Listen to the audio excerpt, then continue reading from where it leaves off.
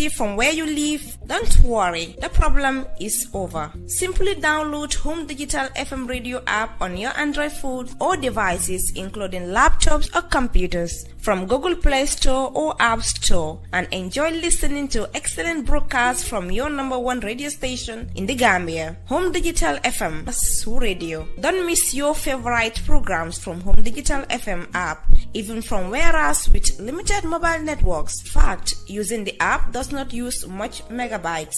Home Digital FM, the voice of the people.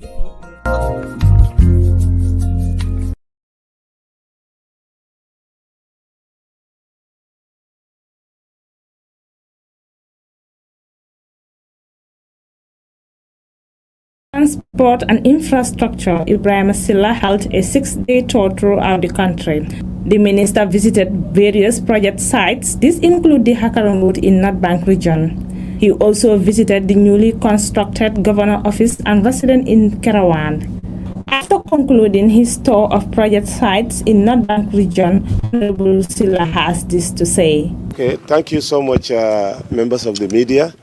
Today is Wednesday, day 3 of our countrywide tour to inspect ongoing infrastructure works across the country. Today we were able to visit the famous Hakalang Roads project, which is about 85 kilometers of roads earmarked for construction within 26 months, isn't it? 84 kilometers, which should be constructed in 26 months. The works are progressing. We have had the opportunity to meet and discuss with the consultants and the contractor, as well as the beneficiary community, on a number of issues. So far, up to about 12 kilometers has been paved, isn't it? And they are also working on additional kilometers to be captured in time for the rainy season. There are some challenges on that corridor, which we have discussed with the contractor, and he has taken note of some of our concerns. But they too have some concerns that we took note of, and as a government, we will continue to endeavor to fulfill our part of the obligation of the contract. One of the major problems that the contractor expressed to be their serious challenge is the issue of laterite, that you will need to actually expedite your work. Unfortunately, this part of the North Bank region, the Nyomis, the water table is very high. So the problem is that you don't have a lot of laterite in that part of the region. And the contract that we've signed with the contractor is that they should be able to get laterite within 5 kilometers of wherever they are. Unfortunately, because of the lack of availability of this particular product, they would travel up to about 18 kilometers sometimes to get it. The other problem is that even for the subgrade that they are doing, they have to actually get the quarry from a farmland, which is owned by a community or at least a group of people. And there is some kind of resistance for them to get access to the mine field to be able to mine the laterite. So we have already engaged the governor's office and the chief, the SEFO, and the Alkalolu in that region to help us, negotiate with the communities so that we can have access to some of these precious resources to be able to continue to do the work. The other major problem is the availability of human resource, both skilled and unskilled. It is sad to say that the contractor would now have to be traveling all the way to Senegal and Guinea-Bissau to have, the workforce, to work with him on the site. And we've also engaged the community and, through the Sefolu and the Alkalolu in the region to help actually reach out to their young people. Because this is one thing that if you are involved in, you are always in demand.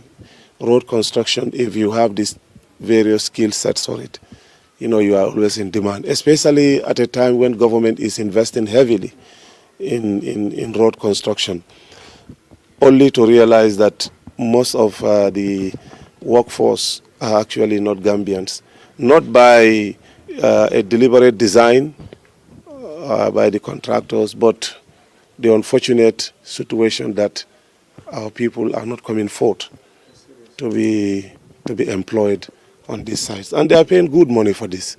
So we want to urge and appeal to young Gambians who are interested in having skills in road construction to contact the different contractors at different places so that they can be absorbed by the system if the places are not full so far, and they can have the skills at the same time get paid. So that is also one appeal that we made to the community. The other one is that in some of the secondary roads that are to be built, we have also in that, some of those roads are very narrow and they need to be widened, which means that some demolition exercises would happen. So we solicited the support of the community leaders to help us reach out to their community folks so that they can help us, cooperate with the contractor and the government to be able to, with speed. Because some of those roads actually would have to be done immediately after the rainy season. And the sensitization and the buy-in has to, have to be there as quickly as possible before the end of the rains, so that immediately after the rains, those can take place. Some of the farmlands would also be affected naturally because the roads will eventually or might eventually affect certain farmlands. So we also solicited the support of the community to help us actually reach out to those farmers and then, reach a compromise. We have, as a government, put aside a small token for compensation, but that notwithstanding, there is still need for a lot of community engagement to have their buy-in. Also because on this particular corridor, we have a lot of canals and also tributaries that actually cuts across both sides of the road. So we have about 65 culverts that are being built, and that actually also delayed the progress of the work because you have to build the culverts first so that you can now start the road construction proper. And so far, I can say I'm told that 50 of those culverts have been done. I think now we are left with about 15, as all of you saw, when we were coming. So, we are putting a lot of engineering work in this because what we want is to ensure that we build a very good, strong road infrastructure network in this area. So we don't just want to come, build and go. We want to make sure that we have an infrastructure that will be able to withstand the climatic and weather conditions in the North Bank region. A lot of swampy areas are on that route, and we have to navigate our way through by building in solid facilities for the road network. Then from the Hakalang roads, we came to Kerawan here, where we've just inspected the new office for the governor, and also residents. A very impressive, imposing building with a lot of new facilities that actually will make it easy for an amenable, conducive office environment for the employees of the governor's office. We thank the contractor, the Ministry of Works and Infrastructure, for the huge investment that went into this building, and also the continuous support from the governor's office. We hope that within the next few weeks, hopefully this building will be officially handed over to the government for it to be properly occupied, where the governor's office is old and also needs a lot of rehabilitation. So we are very much alive to the fact that they need to move quickly to the new office. So, ladies and gentlemen of the media, this is what I have for you. Tomorrow we will continue with our inspection of the ongoing road project. We'll go to the famous Senegambia Bridge, the North Bank roads, Lot 1 and 2, Kaur, yes, and the other areas, so that, we can also look at the progress of the work in some of those areas as well. So thank you so much. DG, except you want to say something? You've said it all. Yeah. And one thing I forgot, DG. This is the DG of NRA. We got some personal appeal from the communities that were off-road, and to consider helping them. And this came through the community leaders that attended our interface with them this morning. So we took that solemn promise that we will actually scrape some of the roads so that during the rainy season they can be usable. The road linking Kuntaya to where the ongoing road works have stopped, Bafloto, we want to at least flatten so that the vehicles can use that. It's not an actual construction, but it's just to actually flatten the earth, the roads there, the big potholes that we have, so that vehicles can use it during the rainy season. It can actually help in the movement of the people. So there are also some off communities from the highways that actually have made similar appeals, and we promise at least one or two again that we will definitely act on their promise. Jokadu, yes, is one of those. So we will do our best. I mean, this is a big challenge. I mean, we are talking of an infrastructure need of a country that actually should have been taken care of some 30, 40, 50 years ago. So now we are here, the responsibility is ours, but it is a huge responsibility. And with a resource-constrained situation that we have, especially following the COVID and the ongoing Russia-Ukraine war, we can only but try our level best to see what can be done for the needy communities that are actually in need of road infrastructure. Thank you. The minister and his entourage proceeds to the CRR and URR. In the URR, he visited the newly constructed Basse Market and the road linking Basse and Fatoto. After touring project sites in URR, Minister Sillah shared his reaction with the press. On my part, what I would want to say is to actually thank the market committee, the governor, the CFO, the Alcalde, for the initiative they have taken so far to start the allocation of the stalls. However, we want to appeal to both the governor's office and the area council to step up the cleansing exercise of the market, because the market has just started allocating stalls.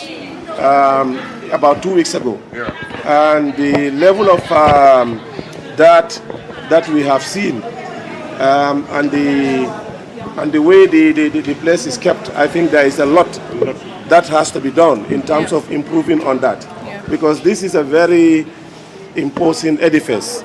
If it is not properly well kept, it will defeat the purpose. And what we have seen, even on the stairs, people have started already littering there. People have started, leaving unkept, things from their markets, market stalls. And we have also seen the level of rubbish that is left on the tiles. I think this is one thing that we want to appeal, to keep the property and the place well kept, so that anybody who comes here to buy, you'll be happy with the level of cleanliness of the place. That's what I want to appeal both to the area council and also the governor's office and the local administration, the market committee also. Okay, thank you. The tour continues to LRR, where the minister visited the Sankandi Karantaba route, and in the LRR, the minister expresses optimism on the projects visited.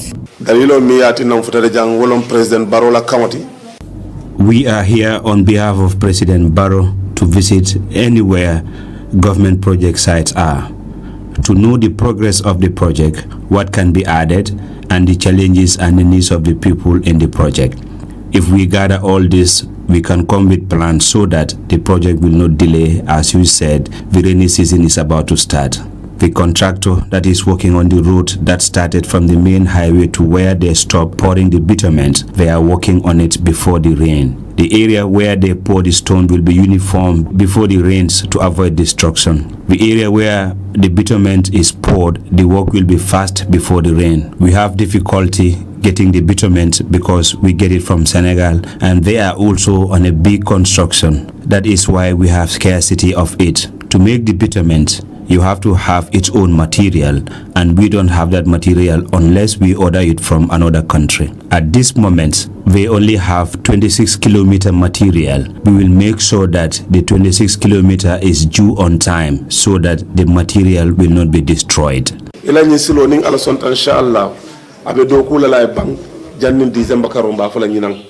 The Works Minister and Entourage started the tour of project sites from Banjul and then to the rest of the regions in the country.